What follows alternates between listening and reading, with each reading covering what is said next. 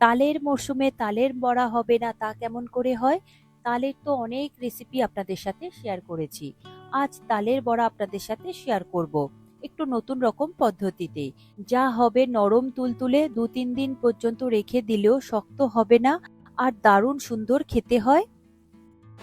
নমস্কার বন্ধুরা, কিচেন টেকনিকে আপনাদের সবাইকে স্বাগত। আমি মধুমিতা। আজ নিয়ে এসেছি একটা দারুণ স্বাদের রেসিপি। চলুন দেখে নেওয়া যাক। তালের বড়ার জন্য আমি মেজারিং কাপের ১ কাপ পরিমাণে ময়দা নিয়েছি। ময়দা আপনারা চেলে ব্যবহার করবেন। এরপর নিয়েছি ওই মেজারিং কাপের ১/২ কাপ পরিমাণে আটা। আটা আর ময়দার মিশ্রণে যদি তালের বড়া বানান তাহলে তালের বড়াটা যেমনই নরম হবে আর টেস্টও সুন্দর আসে। এরপর নিয়েছি মেজারিং কাপের ১/২ কাপ পরিমাণে সুজি।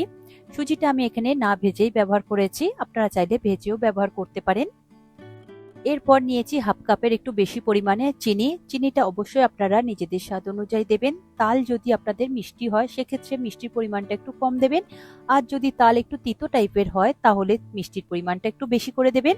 আর অনেকেই আছেন বড়াতে একটু মিষ্টিটা খেতে বেশি পছন্দ করেন, তাহলে মিষ্টিটা একটু বেশি বাড়িয়ে দেবেন। আমি এখানে পারফেক্ট মাপ দিয়েছি। এরপর নিয়েছি তালের পাল্প। আমি এখানে মেজারিং কাপে ১.৫ কাপ পরিমাণে তালের পাল্প নিয়েছি। তালের পাল্পটা এর মধ্যে দিয়ে দেব। দেওয়ার পরে খুব ভালো করে মিশিয়ে নিতে হবে। তবে তালের পাল্পটা একটু বেশি পরিমাণেই ব্যবহার করবেন, তাহলে তালের যে একটা সুন্দর ফ্লেভার রয়েছে আর কালারটাও সুন্দর আসে। দেওয়ার পরে দেখুন স্প্যাচুলার সাহায্যে খুব ভালো করে মাখিয়ে নিচ্ছি। আপনারা চাইলে এটা হাত দিয়েও মিশিয়ে নিতে পারেন। তবে এখানে কোনো রকম জলের ব্যবহার করবেন না। যদি খুব বেশি ড্রাই হয়ে যায় তাহলে তালের পাল্পই ব্যবহার করবেন, কোনো রকম ভাবে জল ব্যবহার করবেন না। আর যদি খুব বেশি নরম বা পাতলা হয়ে যায় তাহলে সেখানে অল্প করে একটু সুজি আর অল্প করে একটু আটা ব্যবহার করে দেবেন, তাহলে খুব সুন্দর একদম পারফেক্ট তৈরি হবে। তবে আমি যে মাপগুলো দিয়েছি সেটা একদম পারফেক্ট তৈরি হয়েছে। আমার আর তালের পাল্পেরও প্রয়োজন হয়নি বা কোনো রকম আটা ময়দারও প্রয়োজন হয়নি। হয়ে গেলে এটা আপনারা ২০ থেকে ২৫ মিনিটের জন্য ঢাকা দিয়ে রেখে দেবেন। এতে করে সুজিটাও খুব সুন্দরভাবে ফুলে যাবে আর চিনিটাও একদম নরম হয়ে যাবে, গলে যাবে। দেখুন এটা ঢাকা দিয়ে আমি ২৫ মিনিটের জন্য রেখে দেব। তারপর ২৫ মিনিট পরে আপনাদের দেখিয়ে দেব। ২৫ মিনিট পরে দেখুন আমি ঢাকনা খুলে আপনাদের দেখাচ্ছি। চিনিটাও দেখুন কত সুন্দরভাবে একদম গলে গিয়েছে। এরপর এর মধ্যে দিয়ে দেব স্বাদ অনুযায়ী নুন। আপনারা নিজেদের টেস্ট অনুযায়ী নুনটা ব্যবহার করবেন। আর দিয়ে দেব ১/২ চা চামচ এলাচ গুঁড়ো। তবে এলাচ গুঁড়ো খুব বেশি ব্যবহার করবেন না, তাহলে এলাচের বেশি ফ্লেভারটা চলে আসবে, তালের ফ্লেভারটা তখন কমে যাবে। এরপরে উপর থেকে দিয়ে দেব নারকেল কোড়া। নারকেল কোড়া দিলে খুব সুন্দর খেতে লাগে মুখে পড়লে। নারকেল কোড়া দেওয়া হয়ে গেলে এর মধ্যে দিয়ে দেব ১ চা চামচ মৌরি। মৌরিটা দিলে খুব সুন্দর লাগে খাবার সময় মুখে পড়লে, আর মৌরির একটা সুন্দর ফ্লেভার আছে। এরপরে খুব ভালো করে একবার মিশিয়ে নেব। এই মিশ্রণটা খুব ভালো করে মিশিয়ে নিতে হবে।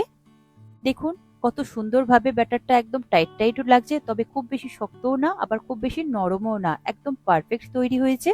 এই রকম তৈরি করলে দেখবেন বড়াগুলো ভীষণই নরম হয় আর ভিতর থেকে একদম কাঁচা থাকে না। অনেক সময় বড়া অনেকটা বেশি পাতলা মাখা হয়ে গেলে ভিতর থেকে কেমন একটা নরম নরম দেখতে লাগে, তখন খেতে খুব একটা বেশি ভালো লাগে না, কাঁচা কাঁচা বলে মনে হয়।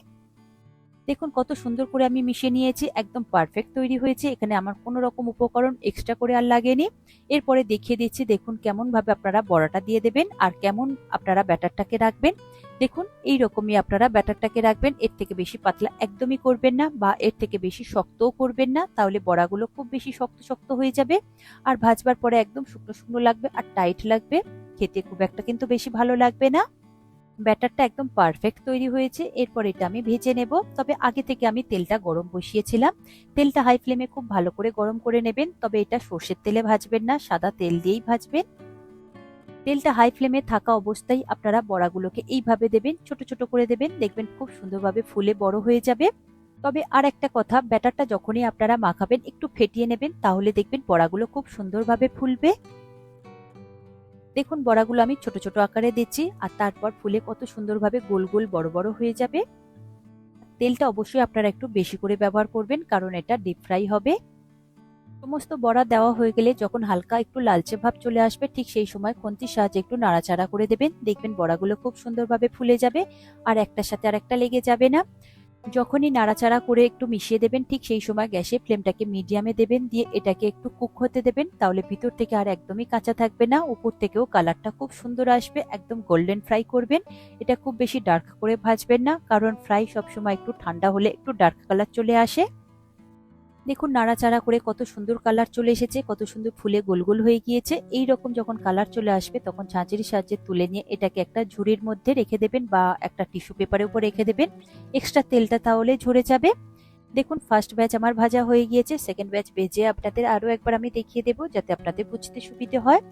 দেখুন গরম তেলের মধ্যেই আপনারা ছোট ছোট বড়ার আকারে দিয়ে দেবেন, খুব বেশি বড় সাইজ করে দেবেন না, কারণ এই বড়াটা ফুলে গোল গোল হয়ে যাবে আর বড় বড় হয়ে যাবে।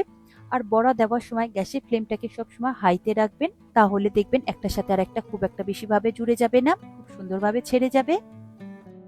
দেখুন বড়াগুলো দেওয়া হয়ে গেলে তারপর হালকা করে একটু নাড়াচাড়া করে দেবেন, দেখবেন বড়াগুলো খুব সুন্দরভাবে ফুলে যাবে আর গোল গোল হয়ে যাবে। আর একটার সাথে আরেকটা যদি একটু লেগে থাকে তাহলে ছেড়ে যাবে। তারপর গ্যাসের ফ্লেমটাকে মিডিয়ামে দেবেন, দিয়ে এটাকে একটু ভেজে নেবেন, একটু গোল্ডেন ফ্রাই করে ভাজবেন, একদমই ডার্ক করে ভাজবেন না, কারণ ঠান্ডা হয়ে গেলে এটা আরো বেশি ডার্ক হয়ে যাবে। আর বেশি ডার্ক করে ভাজলে বড়াগুলো তখন শক্ত শক্ত হয়ে যায়, ভিতর থেকেও শক্ত হয়ে যায় আর উপর থেকেও খুব বেশি শক্ত হয়ে যায়, তখন খেতে কিন্তু খুব একটা বেশি ভালো লাগে না। এইভাবে আপনারা বাকিগুলো ভেজে নেবেন।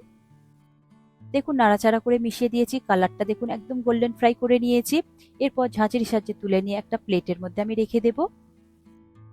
সমস্ত বড়া ভেজে নেওয়ার পরে দেখুন একটা প্লেটের মধ্যে আমি সার্ভ করে নিয়েছি। দেখুন কত সুন্দর দেখতে লাগছে, কালারটাও কতটা পারফেক্ট এসেছে, একদম গোল্ডেন ফ্রাই হয়েছে।